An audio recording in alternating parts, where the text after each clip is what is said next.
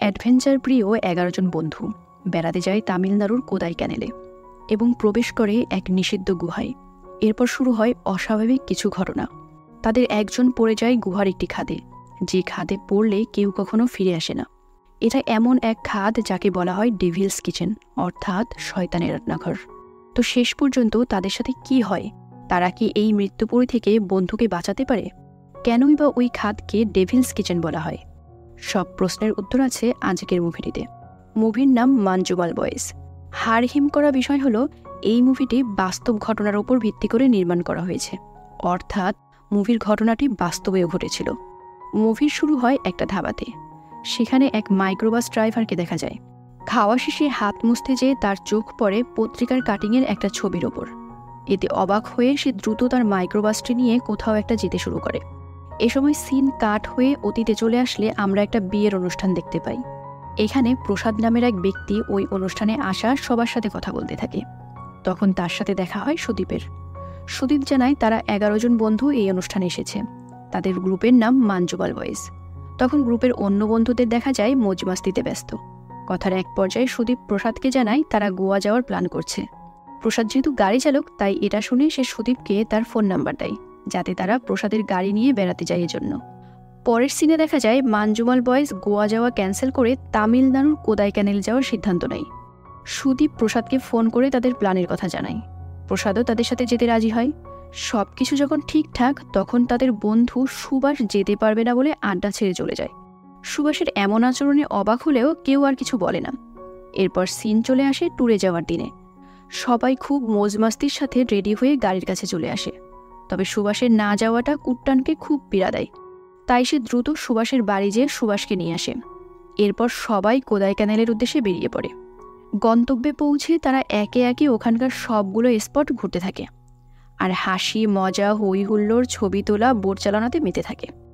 সবশেষে তারা গুনা কেভ নামের একটা জায়গায় ঘুরতে যায়। সেখানে আরুমোগাম নামের এক লোকের দোকান থেকে টুকটাক কিছু খাবার কেনে ওরা। কেরালা থেকে ঘুরতে এসেছে শুনে আরুমোগাম বলে যে কোনো মুহূর্তে বৃষ্টি শুরু হতে পারে।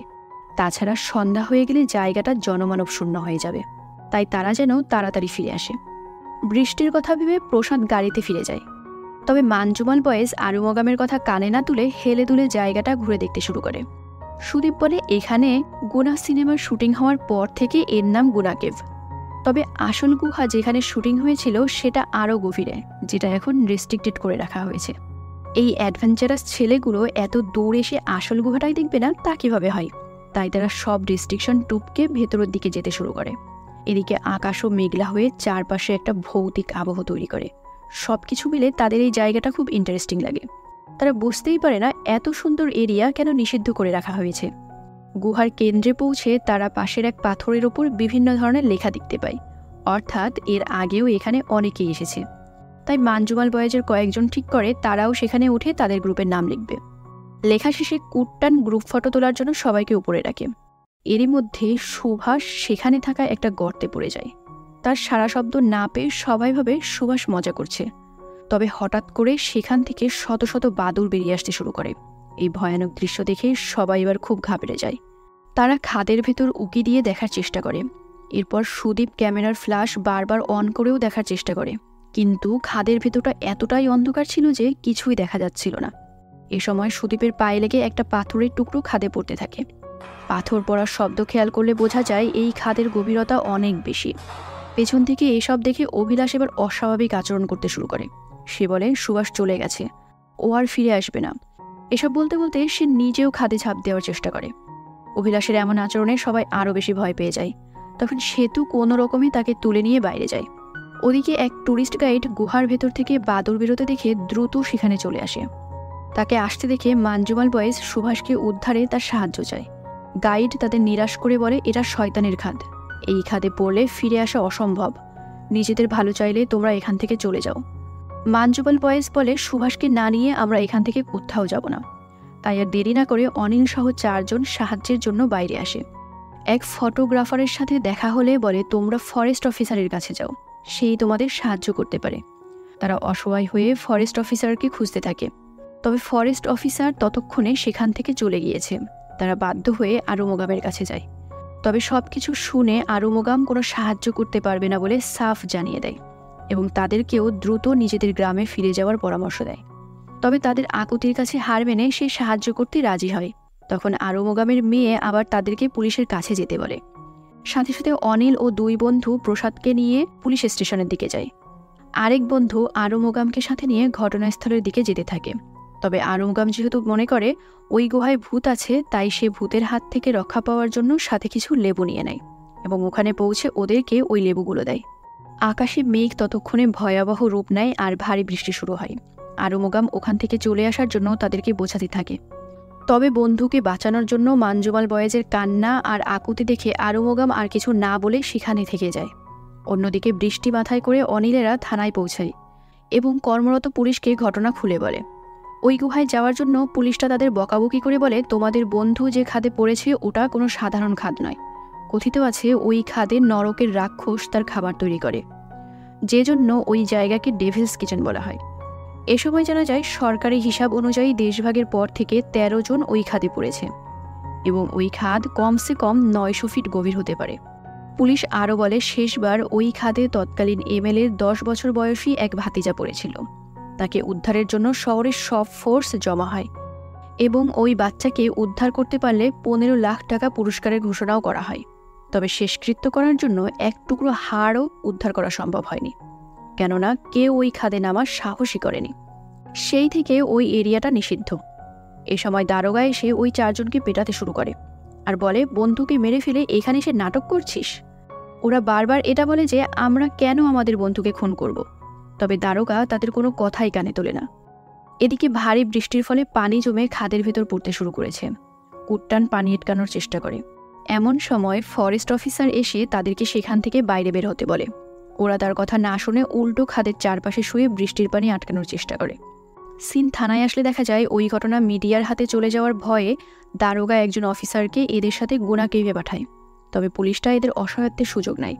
একটা মদের দোকানের সামনে গাড়ি থামিয়ে তাদের দিয়ে মদ আর সিগারেট আনায়। এতে অনিল অনেক বেশি মর্মাহত হয় আর সিন চলে যায় মানজুমাল বয়েজের ছোটবেলায়। দেখা যায় সবাই একসাথে নদীতে ঝাঁপ দিচ্ছে, কিন্তু সুভাষ ঝাঁপ দিতে ভয় পায়। বাকিরা সুভাষকে সাহস দিলে তারপর সে ভয়ে ভয়ে ঝাঁপ দেয়। অর্থাৎ সুভাষ আগে থেকেই অ্যাডভেঞ্চারে ভয় পেত। শেষমেশ দুর্ঘটনাটা ওর সাথেই ঘটল।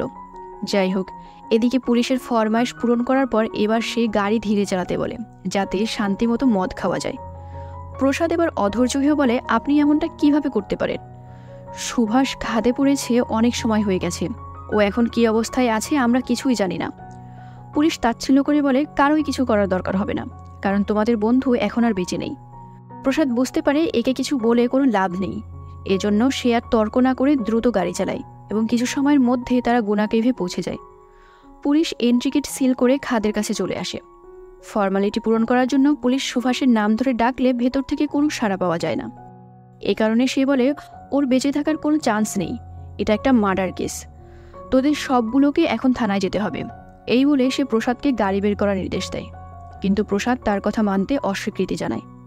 পুলিশ এতে রেগে গিয়ে প্রসাদের গালে কষে এক থাপ্পড় বসিয়ে দেয় আর বলে, বেশি তেজ দেখালে কোদাই ক্যানেল থেকে একটাও বেরোতে পারবি না।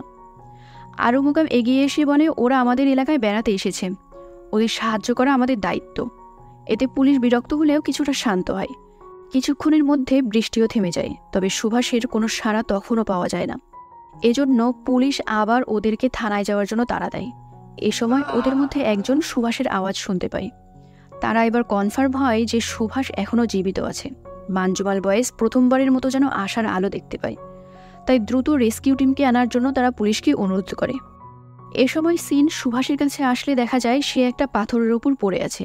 তার পুরো শরীর রক্ত, কাদা ও আবর্জনা মাখা। উপর থেকে পড়ার কারণে জামা কাপড়ও ছিঁড়ে গিয়েছে। এরই মধ্যে রেস্কিউ টিম চলে আসে। রেস্কিউ টিমের ধারণা সুভাষ 120 ফিটের আশেপাশে কোথাও আছে, তাই তারা একটা দড়ি খাদের ভেতর ফেলে সুভাষকে উদ্দেশ্য করে বলে, দড়ি ধরে উপরে আসো, আমরা তোমাকে উপরে টেনে তুলছি। তবে সুভাষ তো দড়ি ধরে উঠে আসার অবস্থাই নেই, যে কারণে রেস্কিউ টিমের এই পরিকল্পনা ব্যর্থ হয়। এ সময় এক অফিসার বলে, এই খাদ সমান্তরাল না, প্রচুর পরিমাণে খাজ থাকায় দড়ি হয়তো সুভাষ পর্যন্ত পৌঁছাবেই না। এজন্য রেস্কিউ টিমের প্রধান এক কনস্টেবলকে খাদে নামার নির্দেশ দেয়, তবে তারা কেউই ওই খাদে নামার জন্য রাজি নয়। যদি জীবিত না ফিরতে পারে সেই ভয়ে। ফলে সবাই খুব টেনশনে পড়ে যায়। সিন আবারও মানজুমাল বয়েজের ছোটবেলায় আসলে এবার তাদের সাঁতার কাটতে দেখা যায়। তবে কিনারে উঠে তারা বুঝতে পারে সুভাষ ডাঙায় উঠতে পারেনি। এতে বাকিরা ভয় পেলেও কুট্টান একাই বন্ধুকে উদ্ধার করে। সিন বর্তমানে আসলে দেখা যায় এবারও কুট্টান নিজের জীবনের পরোয়া না করে খাদে নামতে চায়। ট্রেনিংপ্রাপ্ত অফিসারেরা যেখানে নামার সাহস পাচ্ছে না, সেখানে কুট্টানকে নামানোটা পুলিশের কাছে আরও বিপজ্জনক মনে হয়, কেননা এটা জেনে বুঝে কাউকে মৃত্যুর মুখে ঠেলে দেওয়ার শামিল। তবে কুট্টানের আত্মবিশ্বাস দেখে এবং আর কোনো পথ না থাকায় পুলিশ তাকে খাদে নামার অনুমতি দেয়। 120 মিটার অর্থাৎ প্রায় 400 ফিট দড়ির সাহায্যে তাকে খাদের ভেতরে নামানো হয়। দুর্গম খাজ পেরিয়ে ধীরে ধীরে কুট্টান নিচে নামতে শুরু করে। খাদের ভেতরের ঘুটঘুটে অন্ধকার ও অস্বাভাবিক খাজ বাহাজ দেখে কুট্টানের মনে ভয় জমা হয়, তবে সে ভয়কে পাত্তা দেয় না। এদিকে 120 মিটার নামার পর দড়ি শেষ হয়ে যায়, কিন্তু সুভাষকে তখনও পাওয়া যায় না।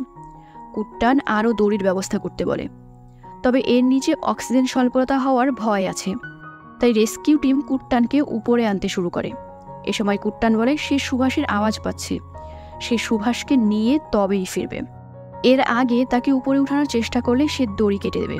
এতে রেস্কিউ টিম বাধ্য হয়ে ওই দড়ির সাথে নতুন করে দড়ি জুড়ে দেয়। এবার আরও নিচে যেয়ে কুট্টান দেখে সুভাষ পাথরের ওপর পড়ে আছে। সামান্য এদিক সেদিক হলেই সে নিচে পড়ে যাবে। এজন্য কুট্টান খুব সাবধানে সুভাষকে দড়ি দিয়ে তার সাথে বেঁধে নেয়। এ সময় সুভাষ হঠাৎ করে কে কে বলে ভয়ঙ্কর এক চিৎকার দিয়ে কুট্টানের গলা চেপে ধরে, আর সাথে সাথেই বেহুশ হয়ে দড়ির উপর ঝুলে পড়ে। ফলে দড়িতে হঠাৎ করে ওজন বেড়ে যাওয়ায় রেস্কিউ টিমের হাত থেকে দড়ি ফসকে যেতে শুরু করে। মানজুমাল বয়েজ দ্রুত এগিয়ে এসে দড়ি ধরে ফেলে। এক পুলিশ তো খাদে পড়তে পড়তে বেঁচে যায়। এরপর সবাই মিলে ধীরে ধীরে কুট্টান এবং সুভাষকে খাদ থেকে উপরে টেনে তুলতে শুরু করে। এদিকে সুভাষ যেহেতু বেহুশ ছিল, তাই তাকে সামলে খাদের উপরে ওঠা কুট্টানের জন্য অনেক বেশি কঠিন হয়ে পড়ে। ফলাফলস্বরূপ পাথরের একটা খাজে দড়ি এমনভাবে আটকে যায় যে তাদের টেনে তোলা অসম্ভব হয়ে পড়ে। এ সময় সেখানে অভিলাষকে দেখে সবাই আরও আতঙ্কিত হয় যে ও কিনা ঝাঁপ দিয়ে বসে। তবে সবাইকে অবাক করে অভিলাষ বলে, এভাবে দড়ি না টেনে নিচের দিকে ছেড়ে আগে খাজের ভেতর থেকে দড়ি বের করো। অভিলাষের কথা মতো দড়ি খাজ থেকে বের করার পর তারা সুভাষ ও কুট্টানকে উদ্ধার করতে সফল হয়। খুশিতে আত্মহারা হয়ে বন্ধুরা সবাই দৌড়ে তাদের কাছে আসে, যেন এতক্ষণে তারা প্রাণ ফিরে পেল। তবে সুভাষের অবস্থা খুবই ভয়াবহ। ঠান্ডায় তার শরীর কাঁপছিল, এজন্য তাকে আগুনের সামনে বসানো হয়। এ সময় গ্রামের লোকজনেরা তাকে আশীর্বাদ করে এবং পা ছুঁয়ে সম্মান জানায়, কেননা সেই প্রথম ব্যক্তি যে এই মৃত্যুকূপ থেকে জীবিত ফিরেছে। তো কিছুক্ষণের মধ্যেই সুভাষকে হসপিটালে নেওয়া হয়। সুভাষ ও কুট্টানের প্রাথমিক চিকিৎসার পর ডক্টর জানায় সুভাষের প্রপার ট্রিটমেন্টের জন্য দ্রুত ভালো হসপিটালে শিফট করতে হবে। তবে পুলিশ এখন তাদের এখান থেকে যেতে দেবে না জানালে ডক্টর তাদের এ ব্যাপারে সাহায্য করে। এ সময় এখানে সাংবাদিকদের অপেক্ষা করতে দেখা যায়। তারা কুট্টানের ইন্টারভিউ নিতে চায়। তবে কুট্টান তো রাতারাতি ফেমাস হওয়ার জন্য বন্ধুকে বাঁচায়নি। তার কাছে বন্ধুর সুস্থতা সবার আগে। তাই সেখানে এক মুহূর্ত সময় নষ্ট না করে তারা নিজ শহরে চলে আসে। সুভাষকে হসপিটালে শিফট করা হয়। তবে এই দুর্ঘটনার ব্যাপারে তারা কাউকে কিছুই জানায় না। সবাইকে বলে সুভাষ একটা ঝর্ণা থেকে পড়ে গিয়েছিল, তাই এত আঘাত পেয়েছে। এত বড় দুর্ঘটনা থেকে বেঁচে ফেরায় সুভাষ মানসিকভাবেও অনেক ভেঙে পড়ে। যেহেতু কুট্টানই সুভাষকে বাড়ি থেকে নিয়ে গিয়েছিল, এজন্য ছেলের এমন অবস্থার জন্য সুভাষের মা কুট্টানকে দায়ী করে এবং সুভাষের আশেপাশে আর আসতে মানা করে দেয়। কুট্টান এতে খুব কষ্ট পায়, তবে মুখ ফুটে কিছুই বলে না। এরপর দেখা যায় ধীরে ধীরে বন্ধুরা যে যার কাজে যেতে শুরু করে দিয়েছে। তবে সুভাষ এখনও স্বাভাবিক হতে পারেনি। সে এখনও খাদে পড়ার ভয়ঙ্কর স্বপ্ন দেখতে পায়, যে কারণে সে ঠিকভাবে ঘুমাতেই পারে না। ডক্টরের পরামর্শে ধীরে ধীরে সে এই ট্রমা থেকে বের হওয়ার চেষ্টা করছে। সিন আবার শুরুর দৃশ্যে অর্থাৎ বর্তমানে আসলে বোঝা যায় এই মাইক্রোবাস ড্রাইভার উনি আসলে মানজুমাল গ্রামের বাসিন্দা, এবং ওই নিউজটা হলো সুভাষ ও কুট্টানকে নিয়ে। ওই এলাকার কেউ যেহেতু এই দুর্ঘটনার আসল ব্যাপারটা জানে না, তাই ওই নিউজটাই সে আশ্চর্য হয় এবং এলাকার গির্জায় এটা জানাতেই সে দ্রুত বেরিয়ে পড়ে। এর ফলে দ্রুতই এই খবর সারা এলাকায় ছড়িয়ে পড়ে এবং কুট্টানের মহানুভবতায় এলাকাবাসীরা বিস্মিত হয়ে তার বাড়ির সামনে ভিড় করতে থাকে। সুভাষের মা যখন এটা জানতে পারে যে কুট্টানের জন্যই আজ তার ছেলে বেঁচে আছে, সে অনুতপ্ত হয় এবং কুট্টানের বাড়িতে এসে কান্না ভেজা চোখে তার কাছে ক্ষমা চায়। পরের সিনে দেখা যায় গুনা কেভে সেই খাদ জালি দিয়ে আটকে দেওয়া হচ্ছে এবং মুভির একদম শেষ পর্যায়ে এসে জানা যায় কুট্টানের ভালো নাম সিজু ডেভিড। এবং এই ঘটনার 2 বছর পর সরকার তাকে জীবনরক্ষা পদক প্রদান করে। এরপর আমাদের আসল মাঞ্চুমাল বয়েজ গ্রুপের সেই ট্যুরের কিছু ছবি দেখানো হয়, আর এইখানেই এই সুন্দর মুভিটি শেষ হয়ে যায়। তো আজকের মতো এখানেই শেষ করছি। তার আগে একটা বিষয় বলি যে কোথাও কোনো নিষেধাজ্ঞা থাকলে সেটা অবহেলা করবেন না। আর কারো যদি কুট্টান এবং মাঞ্জুমাল বয়েজের মতো এমন বন্ধু থাকে তাদেরকে আগলে রাখুন। তো এরকম ইউনিক সব মুভির এক্সপ্লানেশন পেতে ভিডিওটিতে একটা লাইক দিয়ে আমাদের চ্যানেলটিকে সাবস্ক্রাইব করে রাখুন। সবাই ভালো থাকুন, ভালো রাখুন।